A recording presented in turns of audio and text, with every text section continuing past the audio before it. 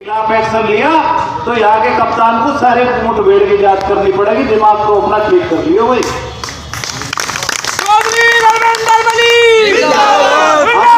अगर एक मुठभेड़ की जांच करोगे तो सारे मुठभेड़ की जांच होगी। आप खुदा नहीं हो, आप जिले के अंतिम अफसर हो सकते हैं। आपके ऊपर लखनऊ तक बहुत अफसर हैं। तो व्यवस्था, हम ये कहना चाहते हैं कि जनपद में कानून का राज स्थापित हो। आप किसी के प्रेशर में काम में मना करें। गलत काम हम भी कोई करवाना चाहते हैं तो हमारा भी गलत काम ना करें और सार्वजनिक करें कि मेरे पे फला आदमी ने गलत काम का आरोप लगा, दबाव बनाया था। लेकिन आप किसी के दबाव में गलत काम करोगे तो 10 गलत काम और के भी करने पड़ेंगे। आप जो है अपराधियों को संरक्षण देने वालों के साथ बैठ के वार्ता करते हो और कानून का राज स्थापित करने की बात करते हो। कैसे कानून का राज स्थापित होगा? और अगर जनपद में भीड़ तंत्र से ही सब कुछ चलता है तो भाई आज के बाद हम भी तैयार हैं। अगर 19-20 की कार्रवाई होगी तो जाओ। अगर हमारा आदमी है फिर तो, अगर आदमी के ऊपर ही बात है तो आपके संगठन का कोई भी व्यक्ति है, अगर आप भीड़ से ही मान रहे तो भाई अगर कोई भी मामला होता है तो आप उसी थाने को घेरो और सारे इकट्ठे होकर घेरो।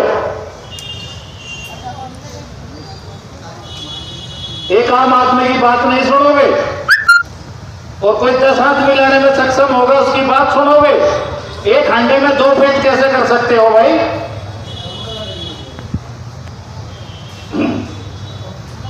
और पता हमें बहुत सारा है। इस जनपद का एक एसपी लेवल का अधिकारी व्यापार कोई चरथावड़ में करता है,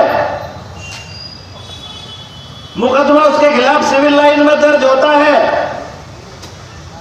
और उनका पेट के समझौता हो जाता है और एसओ बदल जाता है और दूसरे एसओ को वो अधिकारी कहता है कि इसकी पुनः जांच कर और उस पर तो 50 लाख रुपए मांगने का काम करोगे। इलाज तो थारा भी करना पड़ेगा।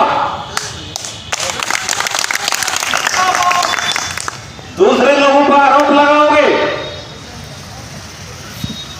और खुद बैठ कर अगर इस काम को करोगे तो आपकी क्या हैसियत है? कुछ छोटे दलाल है थाने के, फिर आप भी बड़े दलाल हो जिले के। यहाँ के कप्तान साहब को हम बता देना चाहते हैं कि जनपद में काफी स्थिति खराब है। आपके नीचे वाले अधिकारी न्याय नहीं कर रहे हैं लोगों के साथ में। मैं किसी पे उंगली नहीं उठाना चाहता। कप्तान साहब यहाँ के बहुत अच्छे होंगे, बहुत ईमानदार होंगे, कर्तव्यनिष्ठ होंगे और ईमानदार होने भी चाहिए। जब आप नौकरी में आते हो तो संविधान की शपथ लेते हो कि मैं ईमानदारी के साथ कर्तव्यनिष्ठा का पालन करूंगा। लेकिन भाई आपके नीचे जो काम करने वाले हैं, 10 उदाहरण मेरे पास हैं, वे ईमानदार नहीं है, उन्हें भी देख लो।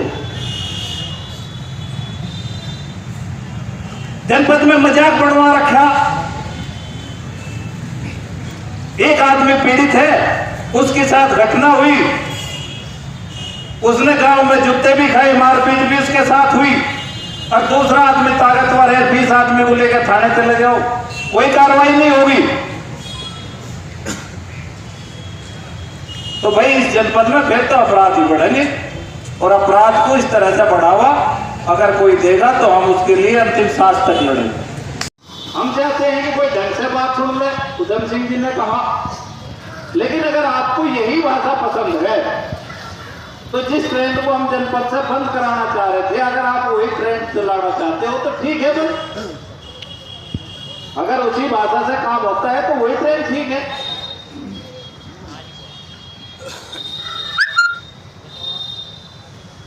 15-20 दिन के बाद ऐसी स्थिति होगी। कावड़ में तो चोरी सब नहीं हुई, ऐसे ही नहीं होती। पिछले 20 साल का इतिहास है, जब कावड़ शुरू हो जाए तो चीजें वैसे ही बंद हो जाए।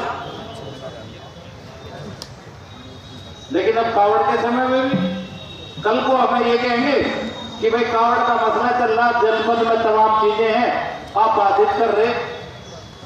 अरे भाई लोग आपके बाहर बैठे, आपको इतना समय नहीं है कि आप उनसे बात कर लें। ये किस बात का एटीट्यूड है? नहीं है तो ठीक है, जब जीमा होगी जब कर लियो, अभी क्या बात करने जा रहे तुमसे? अरे तुम नहीं आ रहे तो हम भी नहीं जा रहे।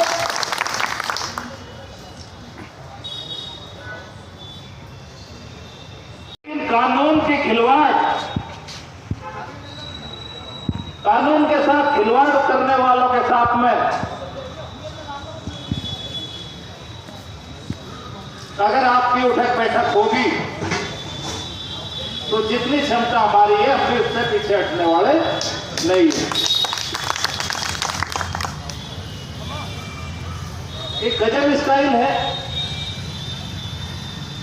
कि हिस्ट्री सीट लगी तो थाने में धरना दे दो, गुंडा एक्ट लगी तो थाने में धरना दे दो, पुलिस ने कानून का राज कायम करने के लिए कुछ ऊंच नीच कर दी तो थाने में धरना दे दो।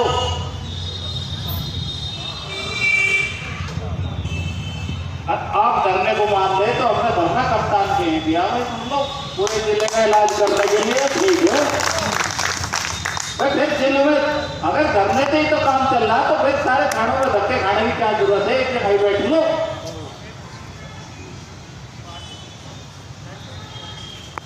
कानून व्यवस्था पे जो उंगली उठाते हैं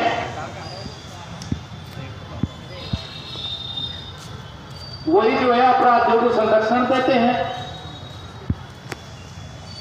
और उन्हीं के दबाव में अगर आप काम करते हो तो ऐसा संभव नहीं है।